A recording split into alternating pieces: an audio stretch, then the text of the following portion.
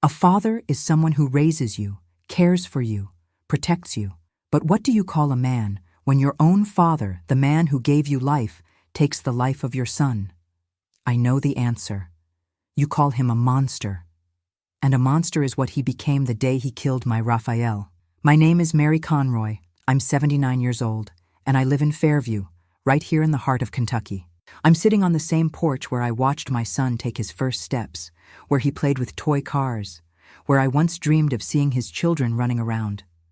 Today, this porch only holds memories, and this story I've carried in my heart for 43 years. I was born in 1944 in a simple house near the Old Market. My father, Raymond Conroy, was known throughout Fairview. He worked at the local slaughterhouse since he was young, started as a helper, and became the head butcher. Everyone respected Ray Conroy, hardworking man, helpful, always ready to lend a hand. But nobody saw what happened when he closed the door at home. My mother, Elizabeth, was a seamstress. A good one, mind you. She made wedding dresses that looked like works of art, hand-embroidered pieces that took months to finish. A pretty girl from rural Pine Ridge, she met my father at a 4th of July celebration and fell for him. They married quickly. She was 18. He was 25. They were happy in the early years, at least that's what she told me. Drinking crept into my father's life slowly, like a snake approaching its prey. First, it was just on weekends, with friends. Then it spread to weekdays. When I was born in 1944, he was already drinking every blessed day. And with the drink came his other face, the violent man my mother discovered too late. I remember my earliest memories. I must have been 4 or 5. The sound of the gate slamming, the dragging of feet in the hallway, the smell of whiskey mixed with cow blood from the slaughterhouse. My mother would send me to my room, but the thin walls hid nothing. The screams, things breaking, her muffled crying after it was all over. I grew up learning to read the warning signs. The way he stepped through the door, his tone of voice when he called my mother. Even the silence had meaning. When it was too quiet, that's when it was worse. The storm would come full force. Before I continue, I want to thank all of you listening. It's difficult to tell this story, but it needs to be told. Let me know in the comments what city you're watching from. It's good to know my voice is reaching far. And if you can, leave a like and subscribe to this amazing channel, Grandparents' Tales, that gives voice to all the grandparents across America. Each person who subscribes is like a hug that reaches me here. My mother tried to protect me as best she could. She'd hide me in the closet when he came home too drunk, send me to the neighbor's house with any excuse, but there wasn't always time. I remember one night, I was about 7, I was helping her embroider a First Communion dress. The table was covered with white thread, delicate fabric, weeks of work. My father came home earlier than usual, already staggering. He saw everything spread out and exploded. Wasting money on this garbage. No wife of mine needs to work. In one movement, he threw everything on the floor. The dress my mother had spent 3 weeks embroidering, he tore in half like it was paper. My mother cried softly. She'd learned that crying loudly only made things worse, but I, being a child, yelled for him to stop. That was my mistake. The slap I received was so hard I flew across the room, hit my back against the wall. "No daughter of mine yells at me," he roared, his eyes red with alcohol and rage. My mother threw herself between us, shielded me with her body. She took the beating for me that night. The next day, she had a black eye, a split lip, but smiled at me pretending nothing had happened. "It's all right, honey. Daddy was stressed from work, but it's over now. It always passed, and it always came back. It was an endless cycle we lived. Violence, forgiveness, a few days of peace, violence again." The neighbors knew, of course. Fairview was a small town back then. Everybody knew everybody. But no one interfered. "Never get between a man and his wife," they'd say. "Ray's a good man. He's only like that when he drinks. A good man." It's amazing how drinking serves as an excuse for everything. Beat his wife? It was the drink. Beat his daughter? It was the drink. As if the whiskey created the monster out of nothing, instead of just revealing what was already there inside. My mother fell ill when I was 15. It started with a lump in her right breast. She hid it for months, afraid to go to the doctor, afraid of spending money, afraid my father would complain. When she finally went, It was too late. The cancer had spread fast as wildfire. It was 6 months of agony. I watched my mother, who was strong as an oak tree, waste away day by day. Treatment back then was rudimentary. Surgery to remove the breast, medications that did more harm than good. At the end, she weighed less than me, her bones showing through her skin, her eyes sunken but still full of love when they looked at me.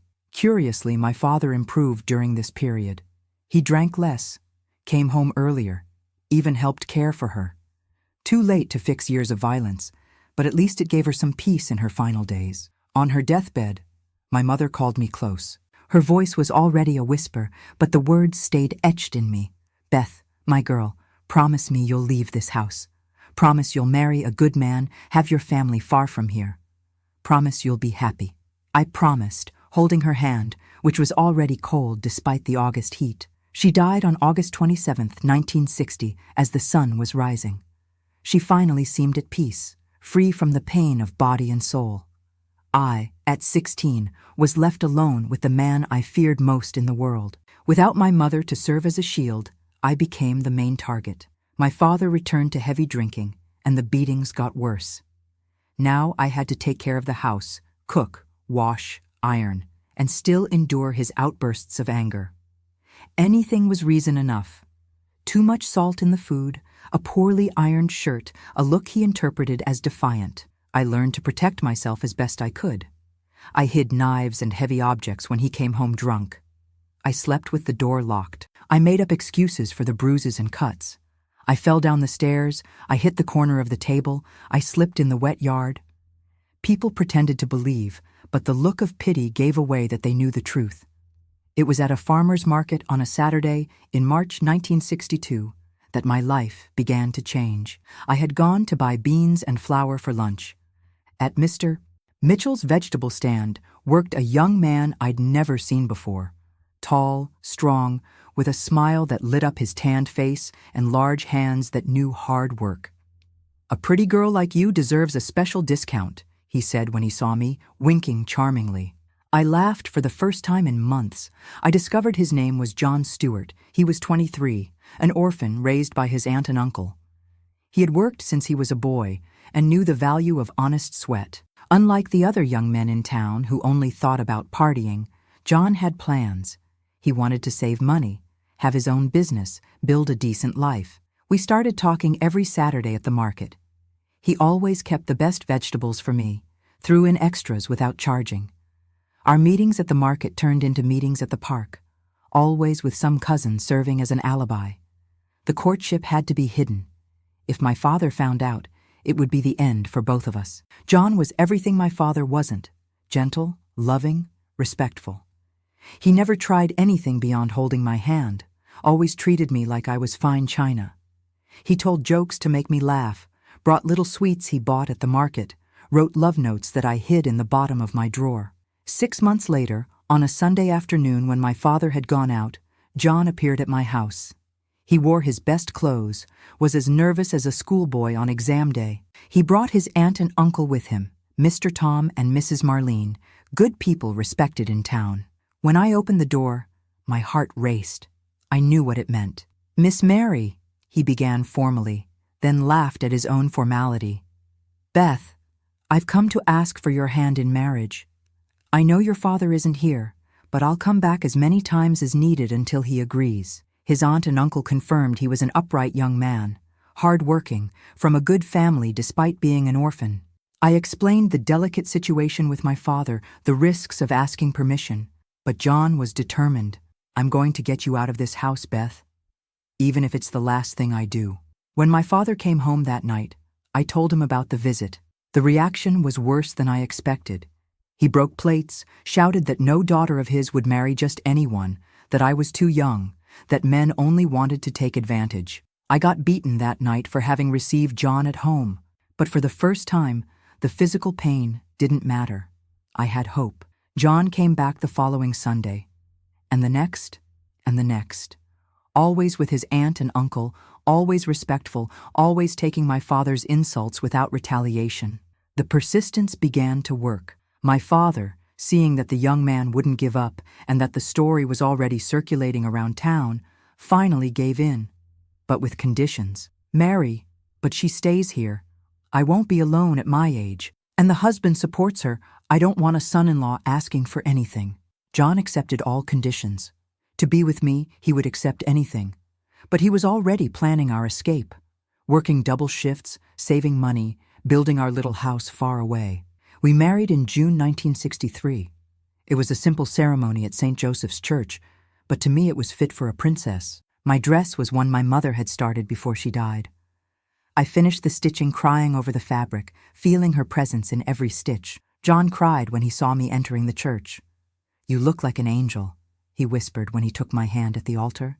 The celebration was small, in the backyard of his aunt and uncle's house. My father showed up just for the wedding, already half drunk, made an embarrassing speech about responsibilities of a married man, and left.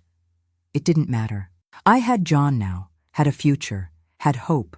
I lived 3 more months in my father's house after getting married.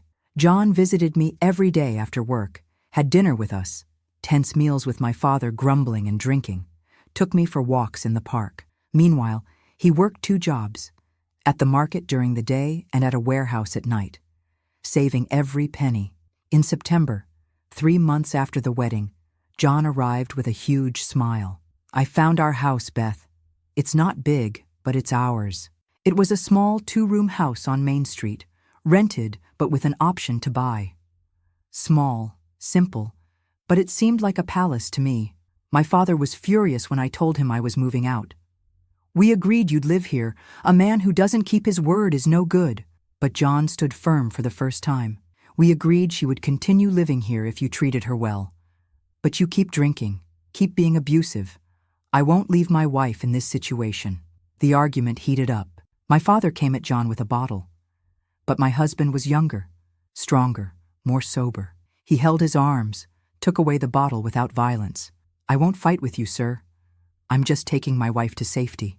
We moved that same night. I took few things, some clothes, the wedding dress, photos of my mother. The rest didn't matter. I was free, I was safe, I was starting a new life. The little house was a dream. John had bought some used furniture, a bed, table with 2 chairs, a small wardrobe. I cried when I saw everything arranged with care. On the table, a vase with wildflowers. "To make our house complete," he said, hugging me. I lived the happiest months of my life there. I woke up making coffee for my husband, prepared his lunchbox with all my love. In the afternoon, I took care of the house, planted a small garden in the yard, made sweets to sell and help with expenses. At night, I waited for John to come home. We had dinner talking about our day, made plans for the future. In December 1963, I discovered I was pregnant. John's joy was contagious. He twirled me around our small house, kissed my still flat belly, cried with emotion. "It's going to be a boy, Beth. Strong like his father, beautiful like his mother." He started preparing everything months in advance, painted the small room, made a wooden crib with his own hands, bought baby clothes whenever he could. Raphael was born on March 15, 1964. Difficult delivery, 12 hours of labor. But when I heard his first cry, I forgot all pain. John cried more than the baby when he held his son in his arms. "Look, Beth, he's perfect. He has my nose and your eyes."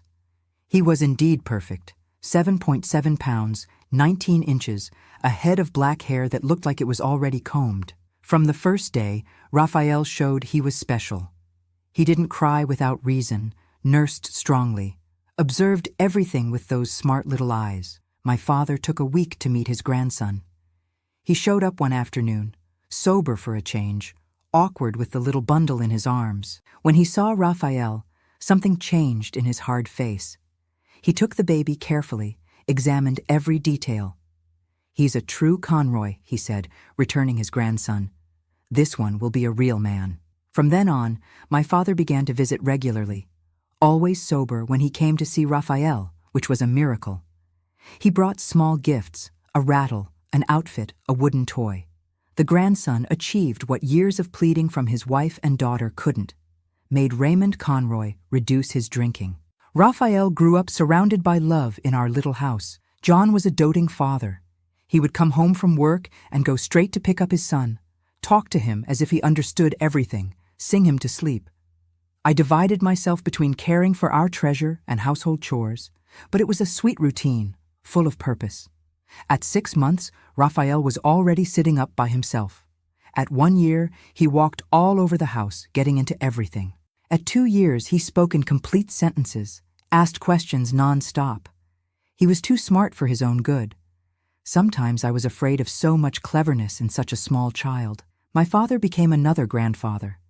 Visited every weekend, always bringing something for his grandson. Took Raphael to walk around the market, introduced him to everyone as my genius grandson. The transformation was impressive. The violent man I had known all my life melted in the presence of that boy. But that's a topic for the next chapter. What matters now is that I had my golden years there. Loving husband, healthy son, peace I never knew before. John was thriving at work, already planning to open his own business. Raphael was growing strong and smart. Even my father seemed to have found redemption in his grandson. As the saying goes, poor folks' happiness doesn't last long. But while it lasted, it was the most beautiful thing in the world. Who would have thought that the man who terrorized my entire childhood would become a doting grandfather? But that's exactly what happened when Raphael entered his life. It was as if my son had magical powers, transformed my father into a different man, unrecognizable, almost tame. 1970, Raphael was 6 years old. I remember as if it were yesterday him running through the yard chasing chickens, his black hair flying, his laughter echoing through the whole street. John had managed to buy our little house at last. 3 years of religiously paying rent convinced the owner to sell. It wasn't much, but it was ours. We added a room, made a decent yard, planted a mango tree that's still there today. My father visited every weekend without fail. He arrived early on Saturday, always with some treat for his grandson, sometimes a wooden car, sometimes a bag of candy, sometimes a storybook. The drink, which had been his companion for decades, disappeared as if by magic, at least when he was near Raphael. "Grandpa Ray is here," Raphael would shout when he spotted him at the gate. A nickname the boy invented that stuck. Raymond became Ray, and Ray was another man when his grandson was around. That year, Raphael started school. The pride of his teacher from day one, he already knew how to read and write his name, did simple calculations, had an impressive memory. "This boy will go far," Mrs. Carroll would say at meetings. "Intelligent, well-mannered, helpful. You should be proud." John was thriving in business. He left his warehouse job and set up a small store in the neighborhood, then expanded it into a market. Raphael loved to help. At 8 years old, he already knew how to make change, note down credit, talk to customers. He inherited his father's business sense, but there was something more, a natural charisma that won everyone over. My father was a constant presence. He picked Raphael up from school when he could, took him to see the activity at the slaughterhouse, taught him things he thought important for a man to know. "You need to have a steady hand, Raphael," he'd say, showing how to hold a knife. "A real man isn't afraid of blood." I didn't much like these visits to the slaughterhouse, but John said not to worry. "Let the boy learn about the world, Beth. Your father is trying to pass something on to his grandson, in his own way." Raphael at 11 was almost a young man, voice starting to deepen, peach fuzz on his face, but still my baby in his gestures and affection. He continued to excel at school, helped at the market in his spare time, played the guitar John had given him for his birthday. That's when I noticed the first worrying changes in my father. Age catching up, 67 years already, and with it a certain impatience and irritability I hadn't seen in years. He still didn't drink around Raphael, but neighbors commented that he had returned to the bars, to shots of whiskey at the end of the day. "Dad's getting old," I mentioned to John. "I'm worried. It's age, Beth. A man who worked hard his whole life feels it when his body starts to weaken." But it wasn't just age.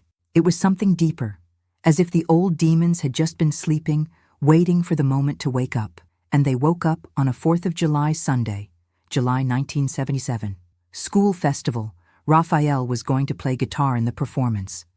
The whole family gathered. Us, my father, some distant cousins. Beautiful day, colorful decorations, smell of grilled corn and punch in the air. Raphael played beautifully, drew applause. Then he went to play with friends at the booths. My father drank. Not much, but enough. I saw the exact moment when the alcohol found the old demons. His eyes glazed over, his posture changed, his jaw clenched in that way I knew so well. John noticed too, tried to distract him, take him home. There wasn't time. A boy bumped into my father by accident, spilled the cup of punch on his clothes. Silly thing, child's accident. But for someone who had spent decades exploding for any reason, it was a spark in a powder keg. "Damn kid!" His voice came out hoarse, filled with disproportionate rage. The slap he gave the boy echoed throughout the entire yard. The music stopped, conversations died, all eyes turned. The boy on the ground, crying, his face red, marked by my father's fingers. Raphael appeared running. He saw the scene, understood immediately. He did something he had never done. He placed himself between his grandfather and the fallen boy. "No, Grandpa, it was an accident. He didn't mean it." My father looked at his grandson as if he didn't recognize him. For one eternal second, I thought he was going to hit him too. His hand raised, trembling with rage, his face transfigured. But something in Raphael's look, fear mixed with disappointment, made him lower his arm. "Let's go," John said firmly, holding my father by the arm. Now, we left amid the awkward silence. Raphael stayed behind, helping the hurt boy, apologizing for his parents. In the car, my father seemed to deflate, the alcohol evaporating and leaving only shame. "I didn't mean to. The boy provoked me." "The boy is 7 years old," John cut in sharply. "And you're 69. From that day on, something broke between Raphael and his grandfather. My son remained respectful, polite, but the sparkle in his eyes when he saw his grandfather disappeared. The visits became more spaced out, more formal. Raphael made up excuses not to go to the slaughterhouse, not to be alone with him. Raphael turned 16. Handsome young man, popular, intelligent. Finishing high school, already thinking about college. He wanted to be an engineer, build buildings, leave his mark on the world. He was dating a girl from school, Isabella, the dentist's daughter. Future all planned out, full of dreams. My father was getting worse. The drinking returned full force, now mixed with the frustration of age, of a body that wouldn't respond, of a grandson who was drifting away. The outbursts of anger became frequent again, but now alone, in the shack where he had lived since retiring from the slaughterhouse. "We need to put him in rehab, Beth," John suggested more than once. "He's killing himself with drink." "See? But how do you commit someone who doesn't want help?" My father wouldn't admit the problem, said he drank because he wanted to, that he could stop whenever he wished. A lie that every alcoholic tells first to themselves. December 1981. Year-end approaching, busy time at John's market. Raphael helped every day after school, serving customers, organizing stock. Saturday, Christmas Eve, the market was full, everyone shopping for the next day. Late afternoon, sun setting. I was at home preparing the holiday meal, John and Raphael still at the market. That's when I heard the shouting. At first, I thought it was a street fight, common around the holidays. But the shouting continued, increased, and I recognized voices. John, Raphael, my father. I ran to the street barefoot. I saw the crowd in front of the market, people shouting, general confusion. I pushed my way through until I reached the center of the tumult. The scene I saw is forever burned into my memory, seared with a hot iron. Raphael on the ground, blood, so much blood. John kneeling beside him, trying to stop the deep cut on his neck with his hands. My father standing, staggering, a broken bottle in his hand, his glazed eyes not understanding what he had done. "It was him who came at me," my father babbled. "I defended myself. It was self-defense." A lie. Everyone saw. My father entered the market already drunk and agitated, looking for trouble. He complained about the service, the prices, everything. John tried to calm him, asked him to leave. That's when he broke the bottles on the shelf, started shouting that he was being robbed, that his son-in-law was no good. Raphael tried to help his father. He got between the two, tried to hold his grandfather back. That's when it happened. Quick, Brutal, final. The broken bottle found my son's neck. One movement, 1 second, one life. "Mom," Raphael whispered when I knelt beside him, so softly I almost didn't hear. I took his hand, already cold, the warm blood flowing between my fingers. "I'm here, son. Mom's here." But he couldn't hear anymore. His eyes, those intelligent eyes so full of life, went out as I held him. 16 years old, his whole life ahead of him.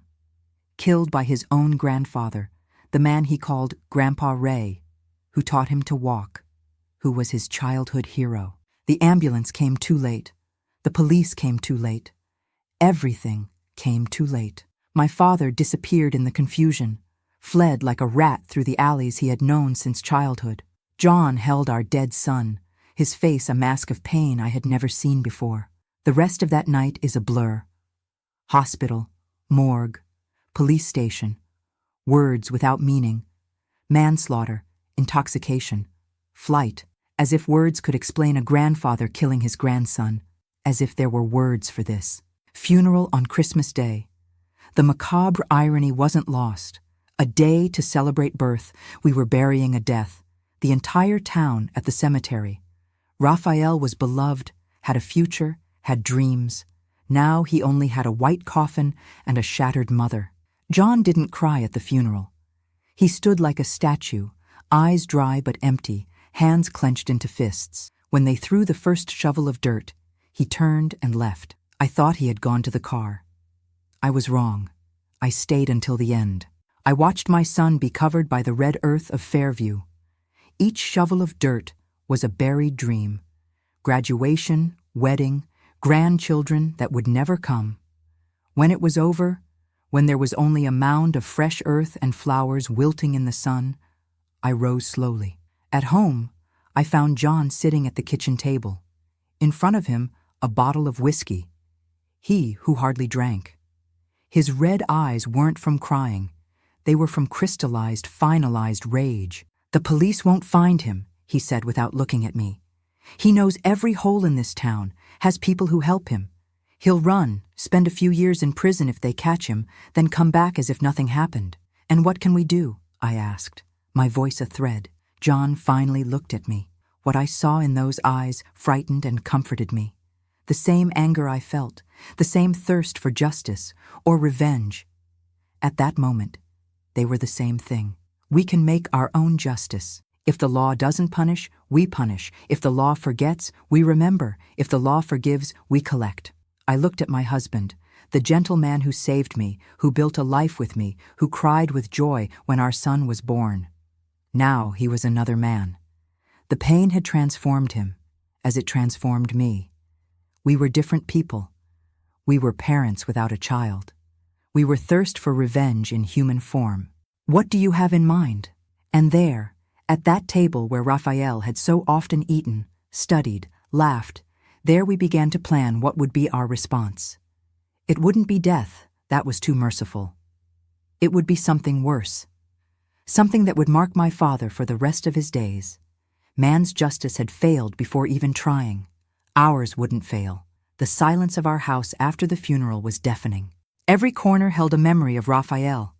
The guitar leaning in the corner, the books on the shelf, the empty chair at the table. John and I lived like ghosts, going through mechanical routines without soul. But beneath the pain, something was fermenting. A plan. A need for justice that the law wouldn't provide. January 1982. A month without our son. The police were looking for my father without much effort. He must have fled to the countryside, Mrs. Stewart. Old as he is, he won't go far. Incompetent or complicit. In a small town, you never know where one thing ends and another begins. John changed completely.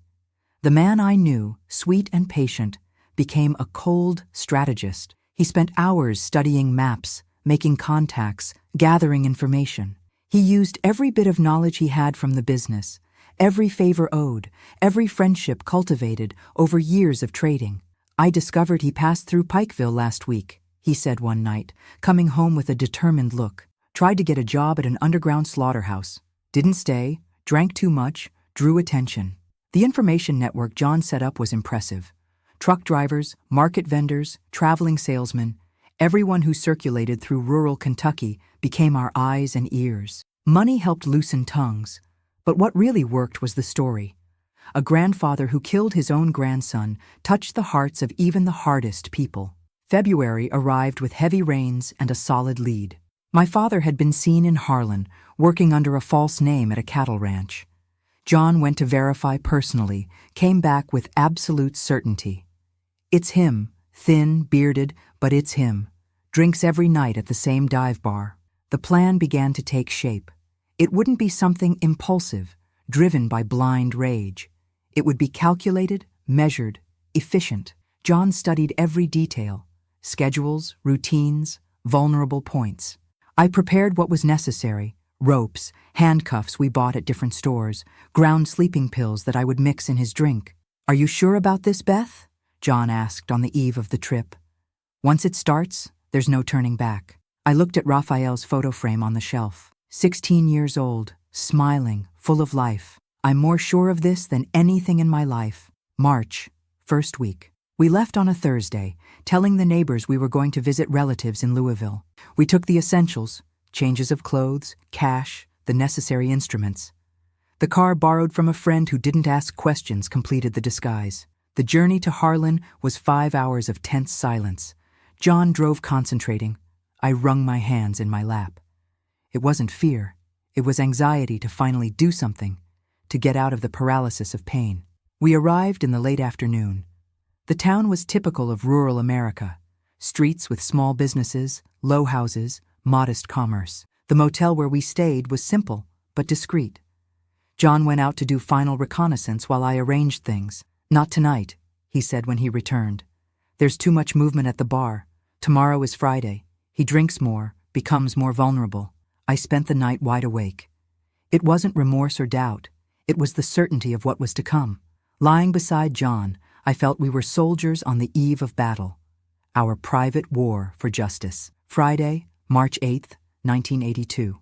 A date that would be etched in me as much as the day of Raphael's death. We spent the day preparing, verifying escape routes, timing everything, reviewing each step. At 6 in the evening we began. The bar was exactly as John described: dirty, poorly lit, smelling of whiskey and sweat. My father was in his usual corner, already on his 5th or 6th glass. The grown beard, the worn clothes, but unmistakable to one who knows. I entered first, disguised with a scarf on my head and dark glasses. I sat close but not too near, ordered a beer I wouldn't drink, waited. John stayed outside, watching. My father drank methodically, lost in thoughts I could only imagine. Was it remorse, fear, or just the emptiness of someone who had lost their humanity? When he got up to go to the bathroom, I acted. The sleeping pills fell into his glass without anyone noticing. He returned, drank it all at once, ordered another. 20 minutes later, he began to stagger more than usual. The bar owner thought it was the drink. "Ray's going overboard today." When he left, almost falling, John and I followed. The poorly lit streets helped. At the first deserted corner, John acted. Quick, efficient. He grabbed my father from behind, hand over his mouth to muffle any scream. He tried to fight, but the medicine and alcohol were taking effect. In seconds, he was unconscious. We carried him to the car. Anyone who saw would think we were helping a drunk. We drove for 2 hours to the place John had chosen. An abandoned farm in the middle of nowhere. No neighbors for miles. The house was as John described. Roof partially collapsed, walls stained with moisture, but solid structure. In what was once the main room, John had prepared everything days before. A reinforced chair, ropes, buckets of water. My father woke up tied, disoriented. It took him a few seconds to focus his eyes, understand where he was, who we were. When he recognized us, terror took over his face. "Beth, John, what are you doing?" "Justice," John replied simply. "The one the law didn't provide. The next details are difficult to tell." Not from remorse, I never regretted it, but because reliving that night is reliving the raw pain of losing Raphael. Feeling again the anger that consumed me. We didn't use extreme physical violence. That wasn't the objective. What we did was worse. We broke him from the inside, destroyed what little humanity remained in him. Words can be sharper than knives when used with precision. We made him relive every detail of that night at the market, every second, from when he entered drunk until the moment the bottle cut Raphael's neck. We repeated it as many times as necessary until we were sure those images would haunt him forever. We showed photos of Raphael, baby, child, teenager. We recounted each of his achievements, each dream destroyed. His first day of school, his first goal in soccer, his first girlfriend. The college he would never attend, the children he would never have. "It should have been you," John shouted. "You should be dead, not him. Miserable old man, wretched drunk." My father cried, begged, asked for forgiveness. Too late. Forgiveness died along with Raphael in that market. The psychological torture lasted all night, calculated pauses for him to regain consciousness when he passed out, water in his face to keep him awake, a hellish carousel of guilt and remorse that we engraved deep in his deteriorated mind. "You will never forget," I said close to his ear. "Every day, every night, you will see his face. You will hear his last breath. You will feel the blood on your hands." Near dawn, we stopped. My father was conscious, but broken. The empty eyes of someone who had seen hell and understood he deserved to be there, exactly as we wanted. "Now you're going to live," John said, removing the restraints. "You'll carry this until you die. Every second will be a reminder of what you did. Every moment will be punishment." We left him there, sprawled on the floor. We returned to the motel, gathered our things, disappeared. The revenge wasn't in death. It was in life. A life of internal torment, of corrosive guilt, of memories that would never let him rest. We learned later through our network of informants that it worked. My father gradually went insane. He wandered the streets muttering Raphael's name, woke up screaming from nightmares, saw his grandson's face everywhere. Alcohol no longer helped. It only made the visions worse. He became homeless within months. Jobs didn't last because his breakdowns frightened everyone. He slept on the streets, ate from garbage, sank deeper each day. Exactly the end he deserved. John and I returned to Fairview as if nothing had happened. We resumed our routine, him at the market, me at home. But we were different people. The revenge didn't bring Raphael back, but it gave purpose to our pain. Years passed. Life continued, harsh and empty without our son. The market went bankrupt in 1985. John lost interest, lost care. He found a job as a night watchman. I sewed for people, like my mother used to do. We survived. In 1987, we received news. My father had died in Jackson, found in an alley. Malnutrition, cirrhosis, insanity. The medical report listed various causes. I didn't go to the funeral. There was nothing to bury besides the body. His soul had died that night 5 years before. John died in 2003. Heart attack while sleeping. I was the one who found him in the morning, serene as I'd never seen him in life. I think he finally rested. I was with him when he left, holding his hand as I had held Raphael's. I was alone then, 59 years old, widowed, childless. I could have sunk into bitterness, into loneliness, but something in me resisted. Perhaps the same strength that made me survive my childhood with my father, that helped me find love with John, that gave me the courage to seek justice. Today, at 79, I look back without romanticism. What we did was cruel? Yes. Necessary? Also, yes. Official justice failed us. We created our own. Did it work? My father paid every second until he died. I don't recommend our path to anyone.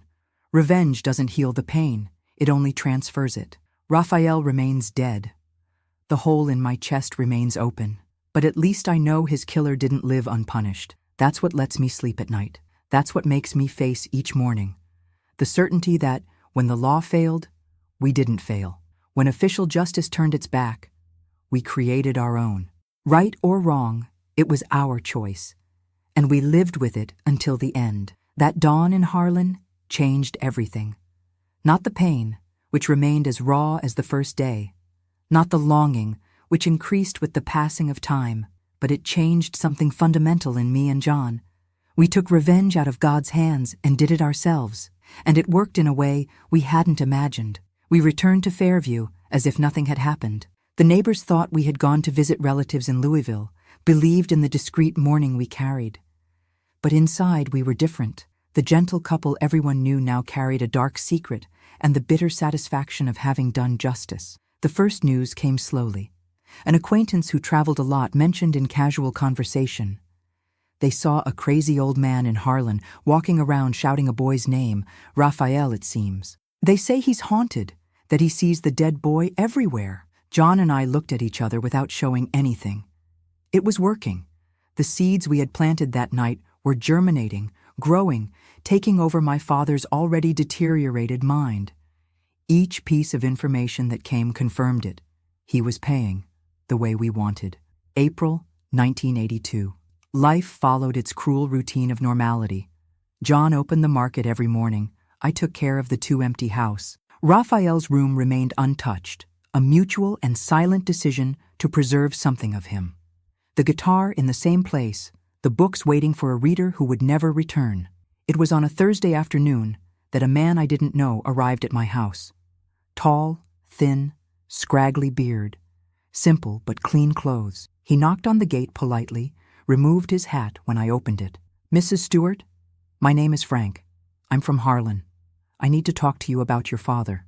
My blood froze. Was it the police? Had someone discovered? John was at the market. I was alone. But something in the man's look, fatigue mixed with compassion, made me open the gate. We sat on the porch. Frank accepted the coffee I offered, drank slowly before speaking. "I work at the Harlan Hospital.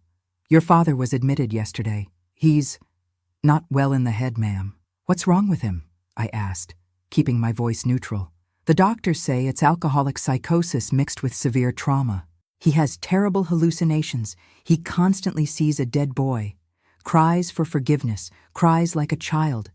Yesterday he tried to jump from the hospital roof, said the boy was calling him." I drank my coffee without showing anything. Inside, I felt a cold satisfaction. It was working better than we had planned. The psychological torture we applied that night had taken root, grown, consumed what little sanity remained in him. "Why did you come to tell me this?" I finally asked. Frank hesitated. "When he's lucid, which is rare, he repeats your name.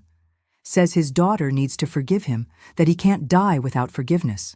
The doctors thought perhaps you'd want—" "I don't want to," I cut sharply. "He knows what he did. If he's suffering, it's the consequence of his own actions. I have no forgiveness to give." The man nodded slowly, as if he understood. He finished his coffee, stood up. "I'll say I couldn't find you. But ma'am, if I may, sometimes forgiveness is more for ourselves than for the other person. Thank you for the advice. But some things are unforgivable." He left. I never saw him again. But the news continued to arrive in the following months. My father escaped from the hospital, became homeless. He wandered through the small towns of the region, always fleeing from something only he could see. Raphael's ghost, created by us that night, was his constant companion. John became obsessed with tracking his whereabouts. He created a network of informants, truck drivers, traveling salesmen, people who circulated throughout Kentucky. He paid for any news, any sighting. "I need to know he's paying," he would say on sleepless nights. The market began to go downhill. John lost focus, lost care for the business. The obsession with tracking my father consumed time, energy, money. Customers noticed the neglect, went to the competition. Debts accumulated. "John, you need to forget him," I tried to argue. "We've already done what needed to be done. It's not over yet," he would reply, with the sunken eyes of someone who wasn't sleeping properly. "It only ends when he dies. Until then, I need to know." The last substantial news came in December 1983. My father had been seen in Jackson, thinner, crazier, more broken down. He slept under bridges, ate garbage, talked to himself all the time. People were afraid of him. They thought he was haunted, possessed. "He calls for Raphael all the time," said the truck driver who brought the information. "Asks forgiveness, cries, begs. Sometimes he screams as if someone was hurting him. It's almost pitiful, ma'am. Pity. I didn't feel pity. I felt that justice continued to be done day after day, night after night.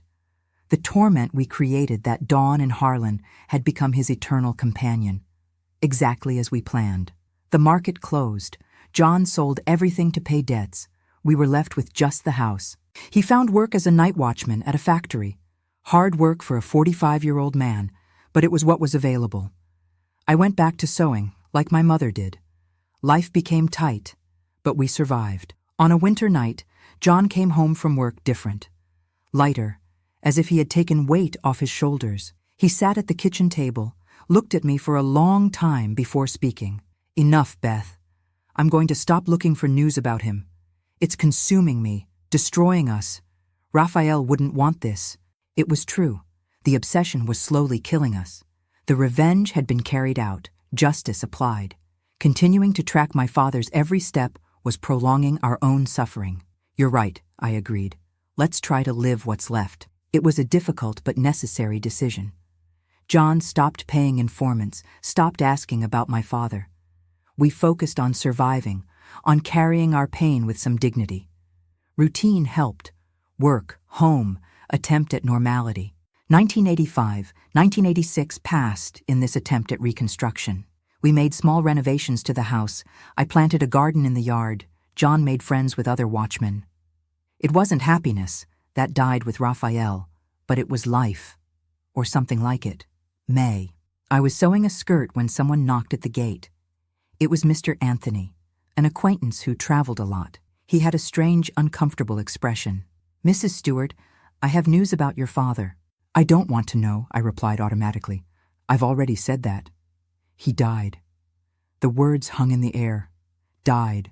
The man who terrorized me in childhood, who killed my son, who destroyed my family. Died. How? I asked, more from reflex than interest.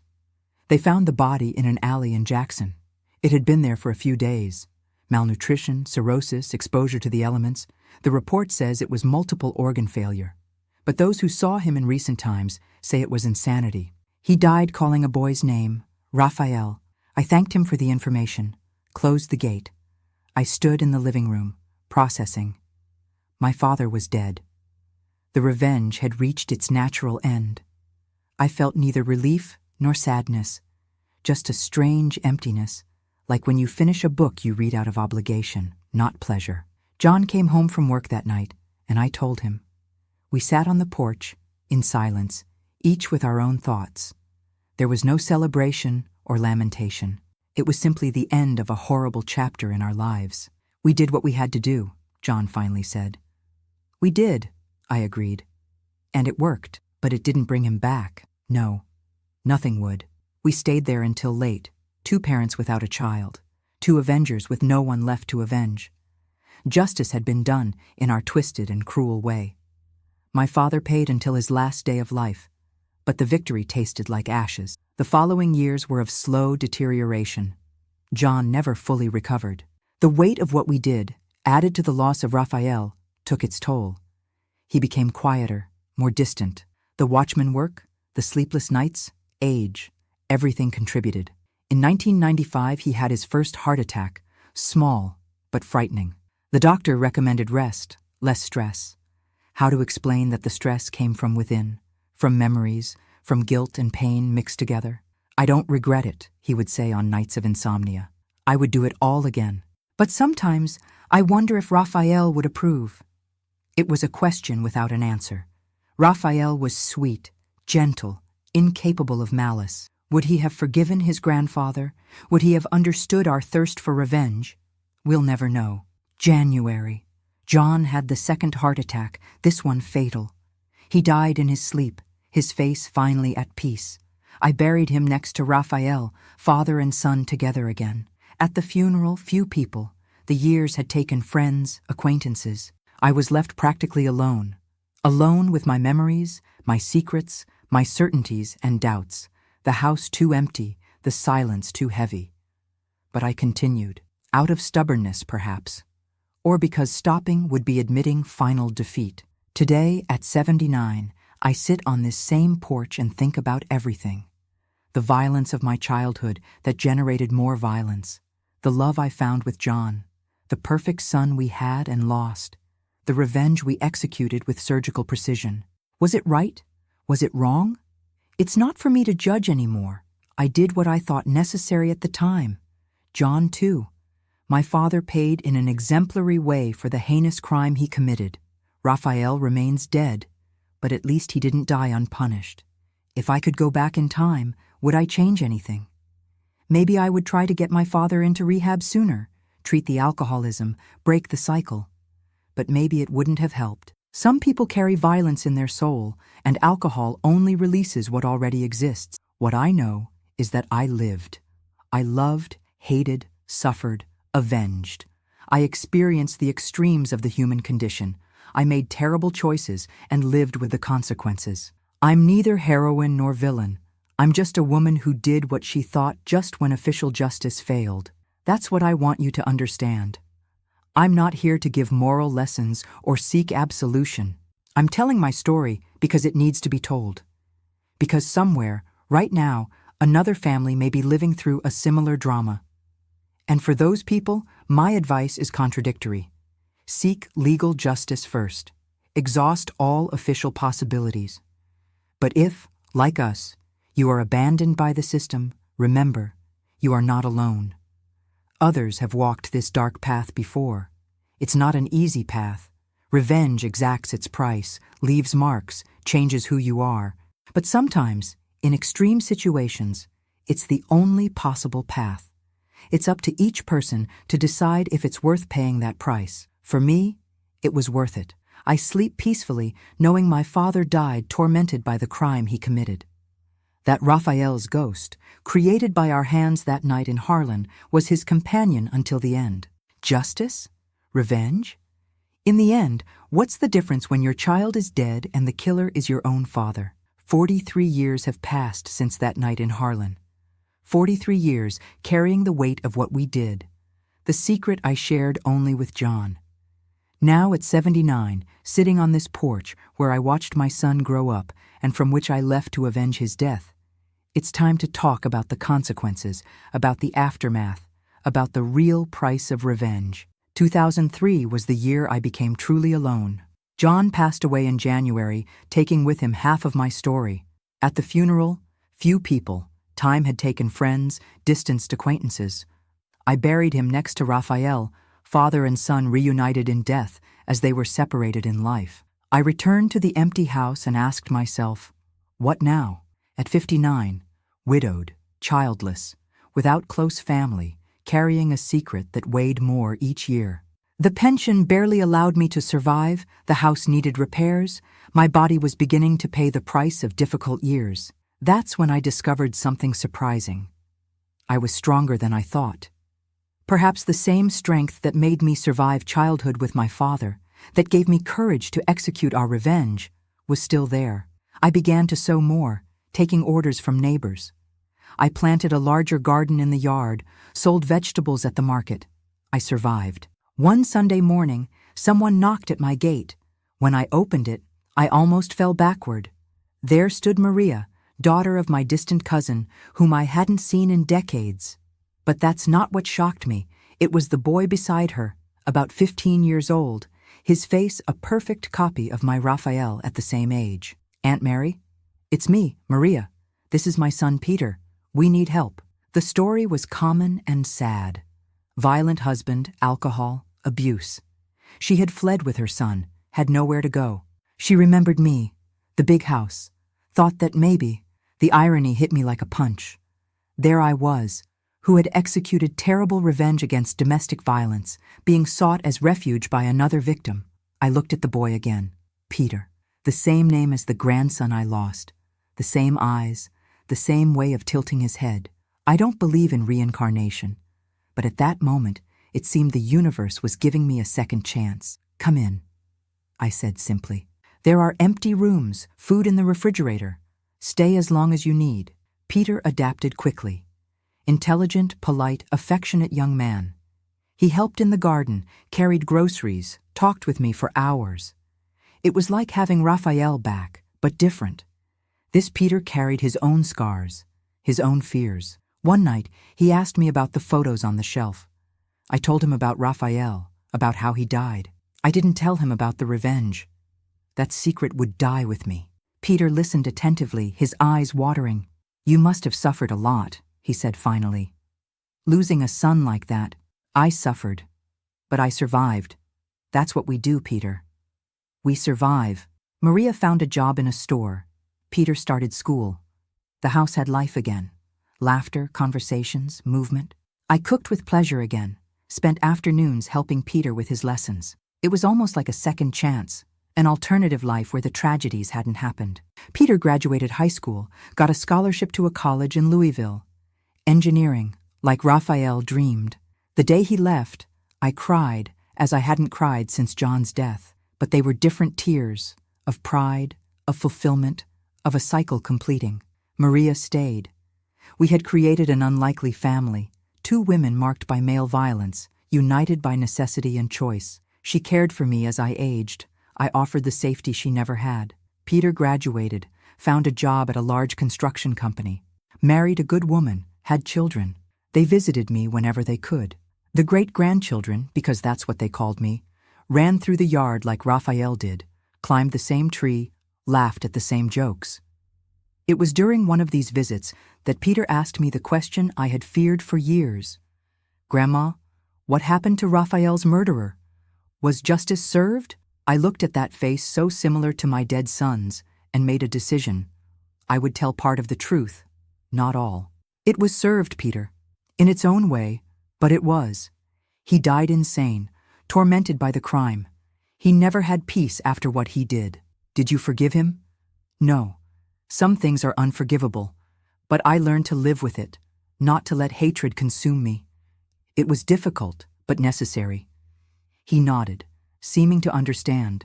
He never brought up the subject again. The pandemic arrived, the world stopped. I was isolated for months. Only Maria could visit me. It was a time of forced reflection, of revisiting memories, of making peace with some decisions. I didn't regret the revenge. I would never regret it. But I understood that carrying the secret alone was unnecessary. I began to write. Not everything, not the sordid details, but the essence, the violence that generates violence, the justice that fails, the impossible choices we sometimes have to make. It was cathartic to put it on paper, even if no one would read it. My honorary grandson, Peter's son, taught me about the internet, YouTube, these modern things. He said life stories interested people, that I should share mine. I resisted at first. A 79-year-old woman on the computer? But he insisted, helped me, recorded the first videos, and here we are. I, Mary, telling you a story that I kept for 4 decades. Not complete, some secrets die with us, but true in what matters. A story about love and hate, about justice and revenge, about the extreme choices that ordinary people make in extreme situations. I don't seek absolution. I don't offer moral lessons. I simply share my truth in the hope that it helps someone, somewhere, who is going through something similar. Domestic violence still kills. Justice still fails. Victims are still abandoned by the system. But I want you to know, you are not alone. Others have gone through this. Others have made terrible choices and survived to tell about it. The pain doesn't go away, but it lessens. The scars don't disappear, but they stop bleeding. Today, at 79, I can say that I lived. Not the life I planned, not the life I dreamed of, but the life that circumstances gave me. I loved deeply, hated with the same intensity. I knew the supreme happiness of being a mother and the unbearable pain of losing a child. I took justice into my own hands when the law abandoned me. Right or wrong, it's not for me to judge anymore. Each person can draw their own conclusions. What I know is that I've slept peacefully for 43 years knowing my father paid, day after day, night after night, for the heinous crime he committed. Raphael's ghost that we created that night in Harlan was his executioner more efficient than any prison. For those who judge me harshly, I don't blame you. It's easy to have high moral principles when it's not your child dead on the floor. It's simple to preach forgiveness when you weren't the one who held the still warm body, who saw life drain from the eyes you watched being born. For those who understand, who recognize the pain behind the choices, thank you. You know that sometimes life takes us down paths we would never voluntarily choose. That sometimes doing the right thing is not an option. My time is running out. Not life. Apparently us countrywomen are hard to kill. But energy to carry secrets, to pretend remorse I don't feel. That's why I decided to tell this story now, while I still can, while memory is still sharp. If my story touched you in any way, leave a like down below. Subscribe to the channel to follow other stories on Grandparents' Tales. And more importantly, share with someone who might need to hear it. We're not here to glorify violence. We're here to say you're not alone, that the pain you feel is valid, that the anger is understandable, that sometimes, just sometimes, justice comes through twisted paths. Each story on our channel is a testimony of survival, of people who didn't bow down, who didn't accept the unacceptable, who took into their hands what the system denied them. We're not saints or demons, we're just humans pushed to the limit. To finish, I want to leave a message for you who are going through a similar situation, who are afraid, who feel abandoned by justice, who are thinking of doing something drastic. Think hard. Think twice, 3 times, 1,000 times, because once done, there's no going back. You will carry it for the rest of your life. It will change who you are. But if, after thinking all this, you still believe it's the only way, know that others have walked this road before and survived. I'm not an example for anyone. I'm just Mary, 79 years old, who lost a son to her own father and made him pay in a way that to this day I wonder if it was too much or too little, who lived with this secret for 43 years and now, at the end of the line, decided it needs to be told, because in the end, we are all human, capable of the best and the worst, of the purest love and the blackest hatred, of infinite compassion and calculated cruelty. That's what defines us, this capacity for extremes. I lived in the extremes, loved to the extreme, hated to the extreme, avenged to the extreme. I don't recommend it to anyone, but I don't regret it either. I did what I thought necessary with the tools I had at the time. Let God judge me. Men no longer matter. Thank you for listening to me. Thank you for not judging or for judging in silence. Thank you for allowing this old woman to share the weight she carried alone for so long. Now I'll rest. Tomorrow there's a garden to tend, great-grandchildren to receive, life to live. Because in the end, that's what we do. We live. Despite everything, because of everything, we live. And Raphael, my beloved son, wherever you are, Mom did what she thought was right. I hope you understand. I hope you forgive. I hope to meet you again when my time comes. Until then, I remain here. Mary Conroy Stewart, 79 years old, mother without a child, retired avenger, survivor by choice and stubbornness. May God have mercy on us all.